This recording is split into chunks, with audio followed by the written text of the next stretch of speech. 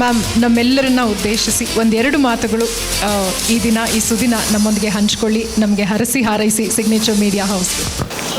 ಎಲ್ಲರಿಗೂ ನಮಸ್ಕಾರ. A very good evening to you all the dignitaries, my friends who have gathered here.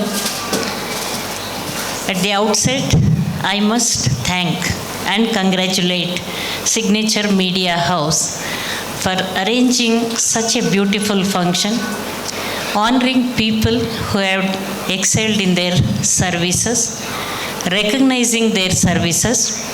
I congratulate all the award winners today, Vaidya Ratna awardees, Lifetime Excellence awardees.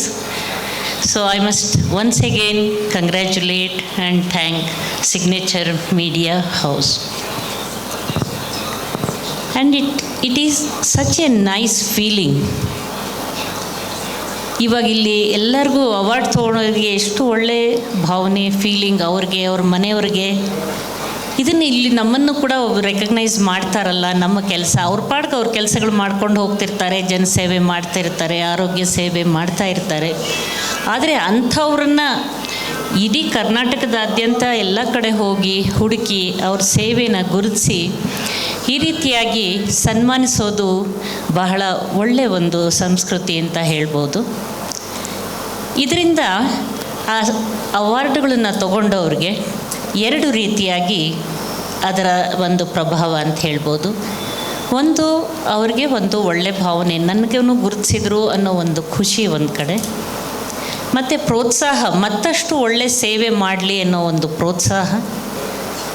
ಇದರ ಜೊತೆಗೆ ಅವರ ಜವಾಬ್ದಾರಿ ಇನ್ನೂ ಹೆಚ್ಚಿಸತ್ತಿದ್ದು. ನೋಡಿದ್ಯಾ, ನಾನು ಕೆಲಸ ಮಾಡೋದು ನೀವು ಗುರುತಿಸಿದ್ದಾರೆ ಅಂದಮೇಲೆ ನಾನು ಇನ್ನೂ ಹೆಚ್ಚು ಹೆಚ್ಚು ಕೆಲಸ ಮಾಡಬೇಕು, ಜನಸೇವೆ ಇನ್ನೂ ಹೆಚ್ಚಿಗೆ ರೀತಿಯಲ್ಲಿ ನಾವು ಮಾಡಬೇಕು ಅನ್ನೋ ಒಂದು ಅವ್ರ ಮೇಲೆ ಒಂದು ಹೆಚ್ಚಿನ ಜವಾಬ್ದಾರಿ ಕೂಡ ಕೊಟ್ಟಂಗೆ ಆಗುತ್ತೆ. ಇದರ ಜೊತೆಗೆ ಉಳಿದವ್ರಿಗೂ ಕೂಡ ಒಂದು ಸ್ಫೂರ್ತಿ ಆಗುತ್ತೆ. ನಾವು ಈ ರೀತಿ ಮುಂದೆ ಬರಬೇಕು, ನಾವು ಜನಸೇವೆ ಮಾಡಬೇಕು, ನಮ್ಮನ್ನು ಜನ ಗುರುತಿಸೋ ಹಂಗಾಗಬೇಕು ಅನ್ನೋದು ಬಹಳ ಮುಖ್ಯ ಆಗುತ್ತೆ. ನಾವು ಇಷ್ಟೆಲ್ಲ ಓದಿ ವೈದ್ಯರಾಗಿ ನಾವು ನಮಗೆ ಜನರು ಕೊಟ್ಟಿರುವಂಥ ಆ ಪ್ರೀತಿ, ವಿಶ್ವಾಸ, ಗೌರವ, ಅದನ್ನು ನಾವು ಸಮಾಜಕ್ಕೆ ಮತ್ತೆ ಮರುಕಳಿಸ್ಬೇಕು, ವಾಪಸ್ ಕೊಡಬೇಕು. ನಮ್ಮನ್ನು ಪ್ರೀತಿಸಿದ ಒಂದು ಸಮಾಜದ ವ್ಯಕ್ತಿಗಳಿಗೆ ಜನಸೇವೆ ಮಾಡೋದು ಅದಕ್ಕಿಂತ ದೊಡ್ಡ ವಿಷಯ ಮತ್ತೊಂದಿಲ್ಲ ಅಂತ ಹೇಳ್ಬೋದು. ಯಾಕಂದರೆ ಆರೋಗ್ಯ ಅನ್ನೋದು, health is everyone's right, whether it is even up to the last person in the society, downtrodden, rural, less fortunate, poor people. ಆ ಆರೋಗ್ಯ ಅನ್ನೋದು ಪ್ರತಿಯೊಬ್ಬರ ಹಕ್ಕು, ಅದು ಪ್ರತಿಯೊಬ್ಬರಿಗೂ ತಲುಪಲೇಬೇಕು. ಯಾಕಂದರೆ ಈಗಿನ ಕಾಲದ ಈ ದುಬಾರಿ ಯುಗದಲ್ಲಿ ನೀವೇ ನೋಡ್ತಾ ಇದ್ದೀರಾ, ಎಷ್ಟೊಂದು ವಾಣಿಜ್ಯೀಕರಣ ಅಥವಾ ಕಮರ್ಷಿಯಲೈಸೇಷನ್ ಆಫ್ ಹೆಲ್ತ್ ಕೇರ್. ಇದರೊಳಗೆ ಎಷ್ಟೊಂದು ಜನ ಅವ್ರಿಗೆ ದುಡ್ಡು ಕಾಸು ಖರ್ಚು ಮಾಡೋಕ್ಕಾಗದೆ, ಸರಿಯಾದ ಸೇವೆ ಸಿಗದೆ ಅವರೇ ಒಂದು ಸಾಯುವಂಥ ಪರಿಸ್ಥಿತಿ ಅಥವಾ ಅದರಿಂದ ತೊಂದರೆಗೊಳಗಾಗುವಂಥ ಪರಿಸ್ಥಿತಿಗಳು ಬರ್ತಾಯಿದೆ. ಇಂತಹ ಸಂದರ್ಭದಲ್ಲಿ ಎಷ್ಟೊಂದು ಕಾಯಿಲೆಗೆ ಇವತ್ತಿನ ದಿವಸ ನಮಗೆ ಬೇಕಾಗಿದ್ದು ಹೋಲಿಸ್ಟಿಕ್ ಟ್ರೀಟ್ಮೆಂಟ್. ಈಗ ಯಾವುದೇ ಒಂದು ಫೀಲ್ಡ್ ಆಫ್ ಮೆಡಿಸಿನ್ ಇರಲಿ, ಅದು ಆಯುರ್ವೇದ ಇರ್ಬೋದು, ಆಯುಷ್ನಲ್ಲಿ ವಿಧದ ನಮ್ಮ ಸಾಂಪ್ರದಾಯಿಕ ಒಂದು ಪದ್ಧತಿಗಳು, ಅಲೋಪತಿ ಇರಬೇಕು. ಪ್ರತಿಯೊಬ್ಬ ಡಾಕ್ಟ್ರದ್ದು ಅಲ್ಟಿಮೇಟ್ ಅವರ ಧ್ಯೇಯ ಏನು? ನಮ್ಮ ಒಂದು ಪೇಷಂಟ್ಗೆ ಅಥವಾ ರೋಗಿಗೆ ಸರಿಯಾದ ಹೋಲಿಸ್ಟಿಕ್ ಟ್ರೀಟ್ಮೆಂಟ್. ಇದು ಬರೀ ಒಂದು, ಅದು ಎಲ್ಲ ರೀತಿಯಲ್ಲಿ ಈಗ ಹೆಚ್ಚುತ್ತಿರೋ ಒತ್ತಡಗಳು, ಸ್ಟ್ರೆಸ್ ಬಗ್ಗೆ ಮಾತಾಡಿದ್ರಿ, ಲೈಫ್ ಸ್ಟೈಲ್ ಬಗ್ಗೆ ಮಾತಾಡಿದ್ವಿ, ಮತ್ತು ಫುಡ್, ನಾವು ತಗೊಳ್ತಿರೋ ಆಹಾರ ಪದ್ಧತಿ, ಕಲಬೆರಕೆ, ಸ್ಟ್ರೆಸ್, ಇದೆಲ್ಲದರಿಂದ ಏನಾಗ್ತಿದೆ, ವಿಧ ವಿಧವಾದ ಕಾಯಿಲೆಗಳು ಕೂಡ ಜಾಸ್ತಿ ಆಗ್ತಾಯಿದೆ. ಮತ್ತು ಹಾಗೆ ಆರೋಗ್ಯದ ಬಗ್ಗೆ ಎಲ್ರಿಗೂ ಒಂದು ತಿಳುವಳಿಕೆ ಇಟ್ಕೋಬೇಕು, ಅರಿವು ಮೂಡಿಸ್ಕೋಬೇಕು, ನನ್ನ ಆರೋಗ್ಯ ನಾನು ಕಾಪಾಡ್ಕೊಳ್ಬೇಕು ಅನ್ನೋ ಒಂದು ವಿಷಯ ಕೂಡ ಹೆಚ್ಚಾಗ್ತಾಯಿದೆ ಪ್ರತಿಯೊಬ್ಬರಿಗೂ ಅದರ ಮೇಲೆ. ಯಾಕಂದರೆ ಯಾವುದೇ ಒಂದು ನೀವು ಪ್ರಿಂಟ್ ಮೀಡಿಯಾ ಇರ್ಬೋದು, visual media, T V channels, magazines, newspaper ನೋಡಿದರೆ ಆರೋಗ್ಯಕ್ಕೇ ಒಂದು ಹೆಲ್ತ್ ಕಾಲಮು ಒಂದು ಬೇರೆ ಪ್ರತ್ಯೇಕವಾಗಿಟ್ಟಿರ್ತಾರೆ. ಆರೋಗ್ಯದ ಬಗ್ಗೆ ಪ್ರೋಗ್ರಾಮ್ಗಳು ನೋಡ್ತಾ ಇರ್ತೀರ. ಅದರಿಂದ ಜನರಲ್ಲೂ ಕೂಡ ಆರೋಗ್ಯದ ಬಗ್ಗೆ, ಅದರೊಳಗೂ ಇವಾಗ ಗೂಗಲ್ಲು, ಇಂಟರ್ನೆಟ್ ಎಲ್ಲ ಹೋಗಲಿ, ಏನೇ ಒಂದಾದರೆ ತಕ್ಷಣ ಅವ್ರು ಹೋಗಿ ಇಂಟರ್ನೆಟ್ಟು, ಗೂಗಲ್ ಅದು ಮಾಡಿಬಿಟ್ಟು ತನಗೇನಾಗಿದೆ ಒಂದು ಸಣ್ಣ ಸಿಂಪ್ಟಮ್ ಏನಾದರೂ ಬಂದ ತಕ್ಷಣ ಅವ್ರು ಗೂಗಲ್ ಮಾಡಿ ಏನೇನೋ ಕಾಯಿಲೆಗಳಾಗ್ಬಿಟ್ಟಿದೆ ಅಂತ, ಅದರಿಂದನೇ ಒಂದಷ್ಟು ಸ್ಟ್ರೆಸ್ ಡಿಸೀಸಸ್ಸು, ಅದರೊಳಗೆ ಆಗೋವಂಥ ಒತ್ತಡಗಳಿಂದನೇ ಇನ್ನಷ್ಟು ಕಾಯಿಲೆ ಜಾಸ್ತಿ ಮಾಡ್ಕೊಳ್ಳೋವಂಥ ಪರಿಸ್ಥಿತಿನೂ ಬಂದಿದೆ. ಯಾಕಂದರೆ ಅದು ಗೂಗಲ್ನಲ್ಲಿ ಅಥವಾ ಇದ್ರೊಳಗೆ ಕೊಡೋವಂಥ ಬರೋ ಸಿಂಪ್ಟಮ್ಸ್ ಎಲ್ಲ ಯಾರೋ ಒಬ್ರಿಗೆ ಅನ್ವಯಿಸೋದಿಲ್ಲ, ಅಥವಾ ಅವ್ರಿಗೇನೂ ಕಾಯಿಲೆನೇ ಇರಲ್ಲ, ಕೆಲವು ಸಲ ಇಮ್ಯಾಜಿನರಿ ಕಾಯಿಲೆಗಳಾಗಿರುತ್ತೆ.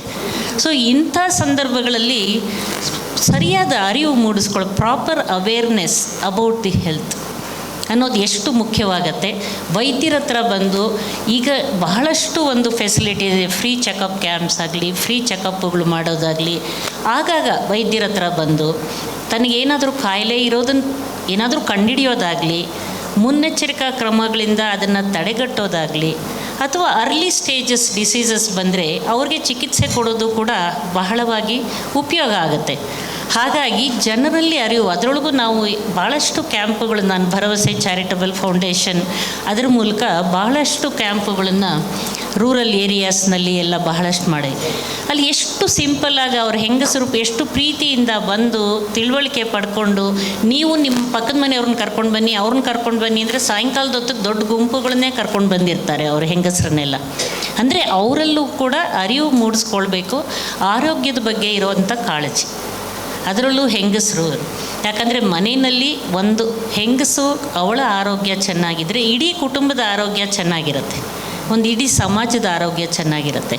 ಹಾಗಾಗಿ ಈ ಪ್ರಿವೆಂಟಿವ್ ಹೆಲ್ತ್ ಕೇರ್ ಅನ್ನೋದು ಅದರೊಳಗೆ ಈ ಆಯುಷ್ ಅವರೆಲ್ಲ ಬಹಳಷ್ಟು ನೀವು ಅವೇರ್ನೆಸ್ ಕೊಡ್ತಾ ಇದ್ದೀರಾ, ಬಹಳಷ್ಟು ಒಳ್ಳೆ ರೀತಿ. ಯಾಕಂದರೆ ಲೈಫ್ ಸ್ಟೈಲ್ ಚೇಂಜಸ್ಸಿಂದ ಆಗೋದಾಗಲಿ, ಯೋಗ, ಮೆಡಿಟೇಷನ್ನು ಮತ್ತು ಸಾಂಪ್ರದಾಯಿಕ ಕೆಲವು ಪದ್ಧತಿಗಳು, ನಮ್ಮ ಔಷಧಿಗಳ ಜೊತೆಗೆ ಇದೆಲ್ಲನೂ ಒಗ್ಗೂಡ್ಕೊಂಡು ಹೋಗಬೇಕಾಗತ್ತೆ. ಅಂದ್ರೇ ಒಂದು ವ್ಯಕ್ತಿಗೆ ಹೋಲಿಸ್ಟಿಕ್ ಟ್ರೀಟ್ಮೆಂಟ್ ಅಂತ ಪರಿಪೂರ್ಣ ಆರೋಗ್ಯದ ಕಡೆಗೆ ನಾವು ಗಮನ ಕೊಡೋಕ್ಕಾಗತ್ತೆ.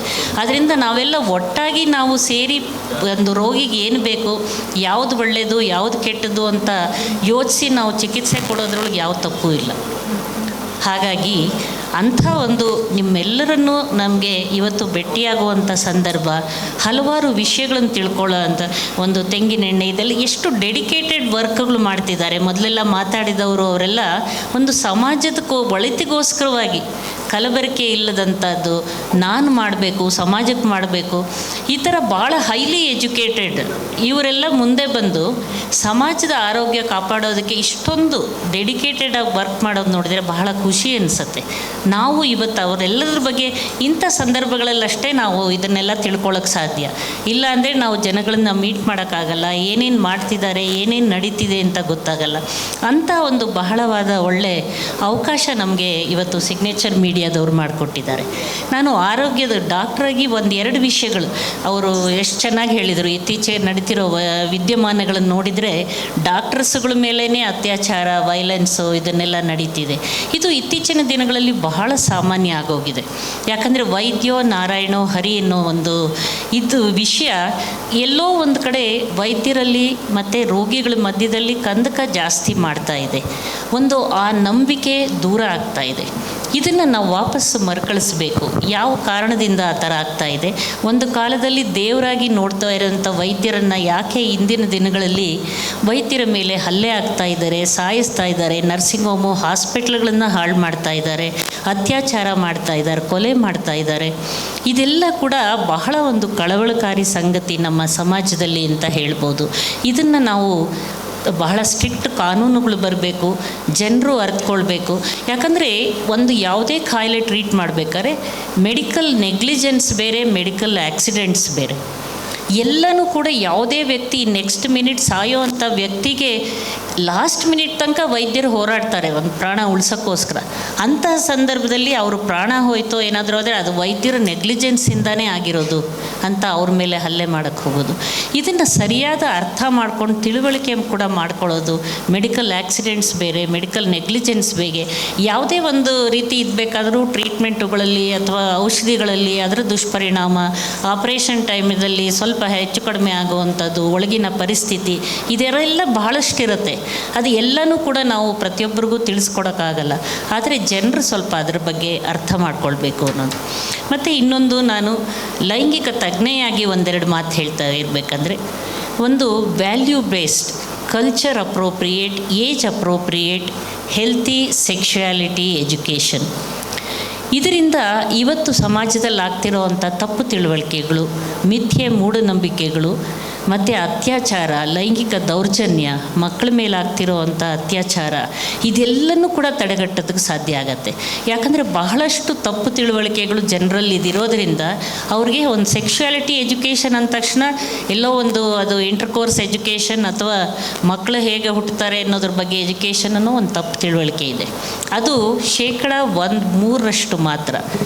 ತನ್ನ ದೇಹದ ಬಗ್ಗೆ ಅರಿವು, ವಿವಿಧ ಹಂತಗಳಲ್ಲಿ ಅವರ ದೇಹದ ಬೆಳವಣಿಗೆ, ಹೆಣ್ಣಾಗಲಿ ಗಂಡಾಗಲಿ, ಹದಿಹರಿಯ ಮತ್ತು ಮದುವೆ, ಗಂಡ ಹೆಂಡತಿ ಸಂಬಂಧ, ಲೈಂಗಿಕ ಸಂಬಂಧಗಳು, ಋತುಬಂಧ, ಗರ್ಭಧಾರಣೆ, ಗರ್ಭನಿರೋಧ, ಇವೆಲ್ಲ ಕೂಡ ಒಂದು ಲೈಂಗಿಕತೆಯ ವಿವಿಧ ಮಜಲುಗಳು ಅಥವಾ ಆಯಾಮಗಳು. ಇದನ್ನು ಆಯಾ ಹಂತದಲ್ಲಿ ಸರಿಯಾದ ರೀತಿ ಅರಿವು ಮೂಡಿಸ್ಕೊಂಡಾಗ ಅದಕ್ಕೆ ಏಜ್ ಅಪ್ರೋಪ್ರಿಯೇಟ್ ಕಲ್ಚರ್ ಬೇಸ್ಡ್ ಅಂತ ನಾವು ಹೇಳೋದು. ಅದನ್ನು ಆ ಥರ ಹೆಲ್ತಿ ಎಜುಕೇಷನ್ ಬಂದಾಗ ಬಹಳಷ್ಟು ಇವತ್ತಿನ ದಿವಸ ಈ ಸಮಾಜದಲ್ಲಿ ನಡೀತಿರೋವಂಥ ದೌರ್ಜನ್ಯಗಳನ್ನು ಒಂದು ತಡೆಗಟ್ಟೋದಕ್ಕೆ ಸಾಧ್ಯವಾಗಿದೆ. ತನ್ನ ಬಗ್ಗೆ ಅರಿವು, ಅವ್ರು ಆವಾಗಲೇ ಹೇಳ್ತಾ ಇದ್ರು, ನಾವು ಮಂಗಳಲೋಕದಲ್ಲಿ ಏನಾಗ್ತಿದೆ, ಚಂದ್ರಲೋಕದಲ್ಲಿ ಏನಾಗಿದೆ ಅದನ್ನೆಲ್ಲ ತಿಳ್ಕೊಳ್ತಾ ಇದ್ದೀವಿ, ನಮ್ಮಲ್ಲೇ ಏನಾಗ್ತಿದೆ ಅನ್ನೋದನ್ನು ನಾವು ತಿಳ್ಕೊಳ್ತಾ ಇಲ್ಲ. ನಮ್ಮ ದೇಹದ ಬಗ್ಗೆ ಅರಿವು ಮೂಡಿಸ್ಕೊಳ್ಳೋದು ಬಹಳ ಮುಖ್ಯ. ಅದನ್ನು ಚಿಕ್ಕ ಮಕ್ಕಳಿಂದಾನೇ ಅವ್ರಿಗೆ healthy attitude, positive attitude towards sexual issues and towards the body ಹೇಳ್ಕೊಡ್ತಾ ಬಂದರೆ ಬಹಳಷ್ಟು ಅರ್ಥ ಮಾಡ್ಕೊಳ್ಳೋದು. ಪರಸ್ಪರ ಗಂಡು ಹೆಣ್ಣು, ಹೆಣ್ಮಕ್ಳು ಗಂಡು ಮಕ್ಕಳು ಹೇಗೆ ಒಬ್ರಿಗೊಬ್ಬರು ಪ್ರೀತಿ, ವಿಶ್ವಾಸ, ಗೌರವದಿಂದ ಬಾಳಬೇಕು ಮತ್ತು ಯಾವ ರೀತಿ ಅವ್ರ ಮೇಲೆ ದೌರ್ಜನ್ಯ ಮಾಡಬಾರ್ದು, ಅದನ್ನು ದುರುಪಯೋಗ ಪಡಿಸ್ಕೊಳ್ಬಾರ್ದು ಅನ್ನೋದು ತಾನಾಗೇ ಅದನ್ನು as A matter of fact ಈ ಜನ್ರೇಷನ್ನೇ ನಾವು ಆ ಥರ ನಾವು ಡೆವಲಪ್ ಮಾಡೋದಕ್ಕೆ ಸಾಧ್ಯವಾಗುತ್ತೆ. ಹಾಗಾಗಿ ಇದೆಲ್ಲದ್ರ ಬಗ್ಗೆ ತಿಳ್ಕೊಂಡು health is wealth, health is everyone's right, every person needs holistic treatment, healthy lifestyle, healthy treatment and also access to health care ಅನ್ನೋದು ಬಹಳ ಮುಖ್ಯ. ಅದಕ್ಕಾಗಿ ನಾವೆಲ್ಲರೂ ಯಾವುದೇ ಪದ್ಧತಿ ಇರಲಿ, ನಾವೆಲ್ಲರೂ ರೋಗಿಗೋಸ್ಕರವಾಗಿ, ಈ ಸಮಾಜಕ್ಕೋಸ್ಕರವಾಗಿ ನಮ್ಮ ಕೆಲಸ ನಾವು ಮುಂದುವರಿಸ್ಕೊಂಡು ಹೋಗೋಣ ಅಂತ ಹೇಳ್ತಾ ನಂದು 1-2 ಮಾತುಗಳನ್ನು ಮುಗಿಸ್ತೀನಿ. Thank you very much. Thank you so much, ma'am. Thank you so much. God bless you in all abundance and plenty. I now request doctor Anjanappa sir 1-2 ಮಾತುಗಳನ್ನು ಆಡಬೇಕು ಈ ವೇದಿಕೆಯಲ್ಲಿ.